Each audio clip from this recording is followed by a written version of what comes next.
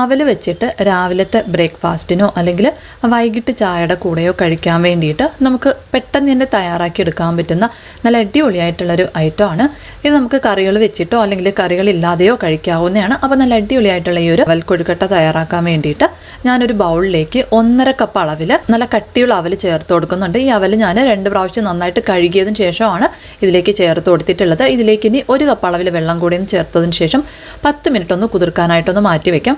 അതിനുശേഷം എക്സസ് ആയിട്ട് വെള്ളം ഉണ്ടെന്നുണ്ടെങ്കിൽ അതൊക്കെ നന്നായിട്ടൊന്ന് പിഴിഞ്ഞ് മാറ്റിയതിന് ശേഷം ഇതിലേക്ക് 1 ക്യാരറ്റ് ചെറുതായിട്ടൊന്ന് ഗ്രേറ്റ് ചെയ്തതും 1 സവാള ചെറുതായിട്ട് അരിഞ്ഞതും കുറച്ച് മല്ലിയിലയും 1 പച്ചമുളക് ചെറുതായിട്ട് അരിഞ്ഞതും ചെറിയൊരു കഷ്ണം ഇഞ്ചി ചെറുതായിട്ട് അരിഞ്ഞതും കൂടിയും ചേർത്ത് കൊടുക്കാം. ഇതിൻ്റെ കൂടെ തന്നെ 1 ടീസ്പൂൺ അളവിൽ ജീരകവും ആവശ്യത്തിനുള്ള ഉപ്പും കൂടെ ഒന്ന് ചേർത്ത് നന്നായിട്ടൊന്ന് കുഴച്ചെടുക്കാം.